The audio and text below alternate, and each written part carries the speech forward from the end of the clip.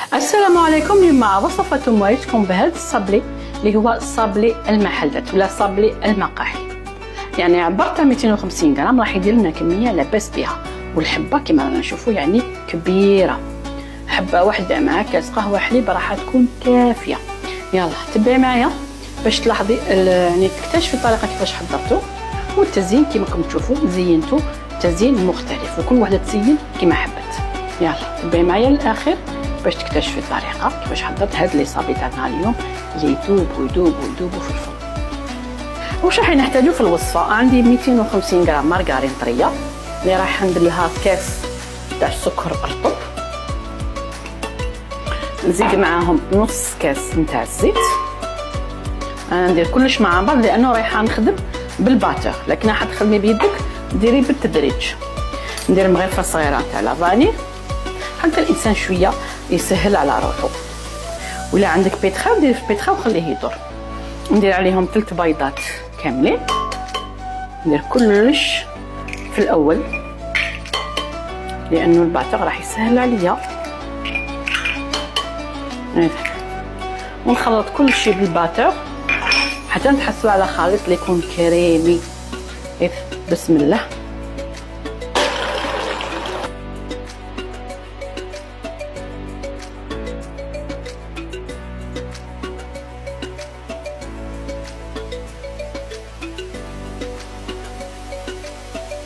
اذا هو الخليط حصلت عليه كريمي. بعد واش ندير شويه تاع فرينه. دوك انا في لي صابلي ما نديرش المايزينا، ندير الزيت. يعني الزيت يعطينا نفس القوام اللي نديرو تاع المايزينا. علاش نزيد المايزينا؟ انا وحده من الناس ما نحبش بزاف المايزينا، الا درت يا ربي 2 مغارف كبار، لكن انت تقدري ديري حتى نص كاس نتاع لا مايزينا مع كيس تاع خميره الحلوه 10 غرام اللي رايحه نديرو. دائما الخميره تتماشى مع الفرينه. ونبدا نلمو في العجينه تاعنا غير بالعقل. عجينه الصابلي تتلم ما تتعجنش. اذا نبقى نزيد في الفرينه تسلمي العجينه تاعنا. شفتوا غير بالاصابع. يعني هادو من اسرار النجاح عجينه الصابلي. وكي يطيب مش رايح يعني يتغير الشكل نتاعو.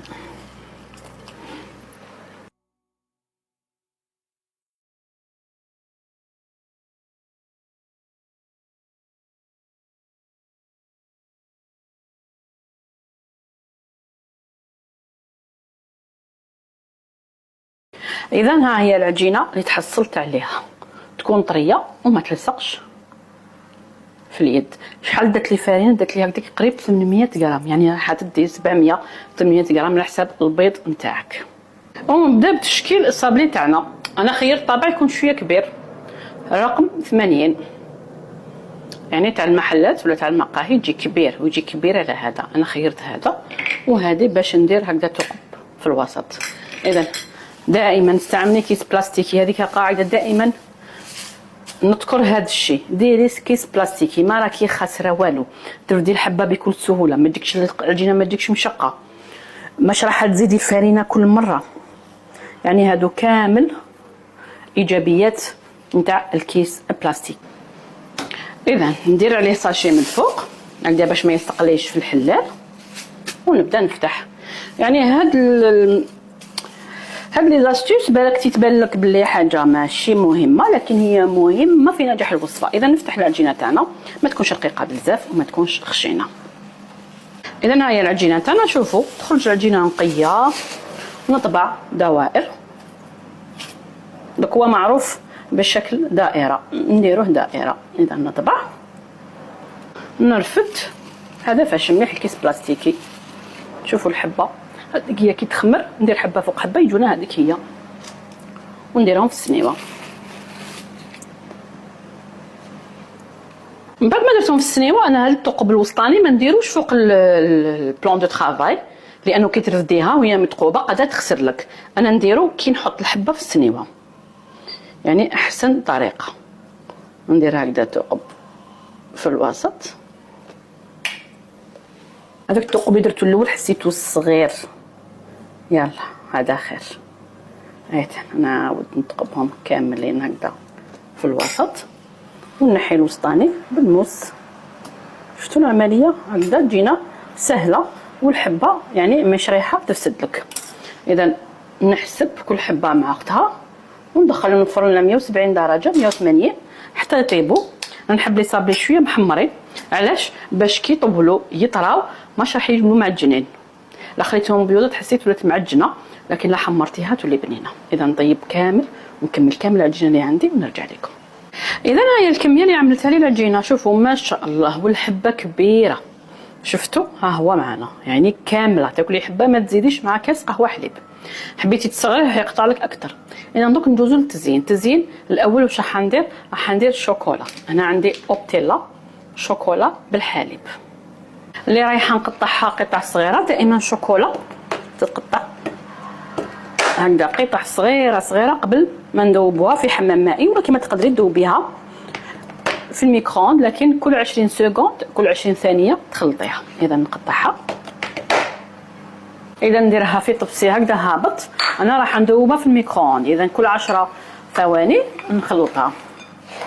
اذا ندوبها ونرجع لكم. بعد ما ذوبتها ندير لها شويه نتاع الزيت. دائما شوكولا نديروا لها شويه نتاع الزيت ونخلطها مليح مليح حتى تتجانس عفوا وتنطلق لنا. ها هي الشوكولا نتاعنا، نبدا نخلطها مليح مليح حتى تولي متجانسه. اذا راح ندير حبات بالشوكولا كيفاش نكلاصيهم، غير هكذا بهذه الطريقه. هي معنا ندير حبات فقط ماشي بزاف، يعني نقسم كل كميه كيفاش نزينها. اذا لو حبات كيفاش نديرهم، هذيك الشوكولا اللي بقات لي درتها هكذا في كيس جيتابل اللي رايحه نديرهم. نقطع شويه بالمقص هكذا من تحت وندير هكذا خطوط، يعني ندير هكا تزيين مختلف. كل حبات كيفاش نديرهم. اذا بهذه الطريقه. هادو الاولين نشفوا شويه كيما هذه نشفت، نزيد لها هكذا خطوط، لكن حتى تنشف ماشي ناشفه. ندير لها بالشوكولا لانه مش راح تبان، راح تدخل في بعضها وما تبانش حتى تنشف شويه هكذا. اذا حبات نديرهم بالسكر كلاص اللي رايحه ندير سكر كلاص هكذا في الصفايه، يعني راح نديرو كامل الاذواق وكل وحده دير واش تحب هكذا. اذا حبات كيفاش نديرهم، نحكم هكذا الحبه هذه قبل ما نلصقهم كامله. عندي هنا كميه نتاع المعجون اللي راح ندير هكذا على الفوق بهذه الطريقه، وعندي هنا لوز ايفيلي ولا كاوكاو ولا جوز الهند كيما حبيتي. تقدري تحمصي، تقدري ديري هكذاك ابيض ونلصقوا على الوجه. لوز ايفيلي نكسروه شويه ما نخلوش هكذاك كبير. ها هي الحبه تاع الحلوه تاعنا. اذا نكمل الحبات اللي عندي، يعني درنا كامل الاذواق هكذا باش يجينا ان بلاطو منوع، يعني مامتيه في الدار نوعي يكون عندك ضياف ديري بهذه الطريقه. اذا من بعد نحكم ونلصق كل حبه مع اختها وندير غير شويه معجون، ما تكثروش بزاف، يعني ماشي تكثري، ونلصق حبه مع حبه بهذه الطريقه. اذا نحطو ينشف، نلصق كامل الحبات اللي عندي هكذا. يعني هي الخدمه تاعو صح حقيقه تشد اليد لا في الطياب ولا في التزيين، لكن يستاهل. يلا نلصقهم كاملين. اذا هاي الحلوه بعد ما لصقتهم كاملين اللي زينتهم نخليهم حتى ينشفوا باش نعمروا هذا الثقب باش يخرج لنا الشكل تاعهم شباب. في الاخير راح نزين الصابلين تاعنا، راح نديروا لاجوري. هنا في هذا الثقب تقدروا ديروا معجون عادي، فقط لاجوري يعطينا لون شباب يبان ترونسبارون، يعني ويضاين ما ينشفش، ماشي كما المعجون راح يشربوا الصابلي. اذا استعملت لاجولي، ها هي اللي هو الناباج. واش راح ندير؟ سخنتها في الفوق. كي تسخنيها في الفوق راح تولي جاريه كما رانا نشوفوا فيها، وندير لها ملون احمر. دوك انا حبيت نديرو احمر هكذا باش يبان لنا شباب. نخلطو مليح مليح. بعد هذا الناباج كي ينشف يولي جولي. اذا لو نعمر هاد الثقوب راك تشوفي هاد لاجولي تبان لكم جاريه، لكن غير تبرد رايحه تجمد بهذه الطريقه. شوفوا الشكل تاعها شحال يجينا شباب، يجي رائع. اذا نكمل نعمرهم كاملين ونخلي هذيك لاجولي تعاود تشد روحها باش نقدمهم. الوصفه تاع نهار اليوم ها هي معنا واجده. دوك انا راجلي يعني مازال ما نشفتش مليح هكذا باش نكملوا لا فيديو فقط. شوفوا داك البلاطو المتنوع الرائع، يجوك ضياف انت ووليداتك اللي حبت تخدم على روحها. يلا شوفوا معايا فقط. كاين بنات يطلبوا لي الثمن، والله ما نعرف يا البنات. حطوا تعاليق، ممكن تكون واحده ولا عندها يعني خبره في هذا المجال راح تعطينا رايها وشحال يتباع للمحلات ولا كي تبيعيه للمقاهي. شوفوا معنا كيفاش جا. انا عملت تزيين مختلف، هذا بالمكسرات، هذا بالسكر غلاس بالشوكولا، وهذا غير خطوط بالشوكولا. وانتي ديري يعني التزيين اللي يناسبك. راح نقسموا حبه باش نشوفوا القوام تاع هذا الصابلي كيفاش عامل.